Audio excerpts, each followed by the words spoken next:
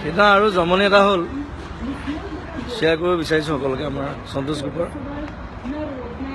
ইয়াত সকলোৱে জানে ইয়াত পোকৰ ধৰা ছিষ্টেম নাই আমি য'ত আছিলোঁ গাঁওখনত আছিলোঁ আমি নিজনিৰ পৰা 1 ঘণ্টাৰ ৰাস্তা গাঁৱৰ ভিতৰত মানুহ নাই একেবাৰে কম 4টামান কটেজ আছে আমাৰ গাইডৰ এটা কটেজ আছে তাত ধুনীয়া তাত আমি থাকিলোঁ খোৱা বোৱা লৈ যাওঁ ইয়াৰ পৰা তাতে খাওঁ আৰু মই কি কৰিলোঁ পাকঘৰৰ পৰা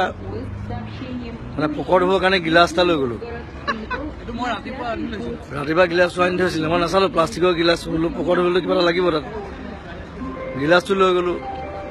পোকৰ ধুইছোঁ তাৰপিছত দেখিছোঁ কিবা পোকৰ পৰা তেল ওলোৱা নিচিনা লাগিছে পোকৰ পৰা তেল ক'ৰ পৰা ওলাব পিছত গম পালোঁ সেইটো আমাৰ শ্ৰমিকে মানে অমলেট বনাবৰ কাৰণে বাটাৰ আনি থৈছিলে গিলাচটোত বাটাৰ আছিলে মই নাজানো চ' ৰাছিয়ালৈ আহি মানে প্ৰথমবাৰ বাটাৰেদি পোকৰ ধুইছোঁ মই সেইটো এক্সপিৰিয়েঞ্চ মই কেতিয়াও নাপাওঁ সন্তোষ এক্সপিৰিয়েঞ্চ উইথ বাটাৰ পোকৰ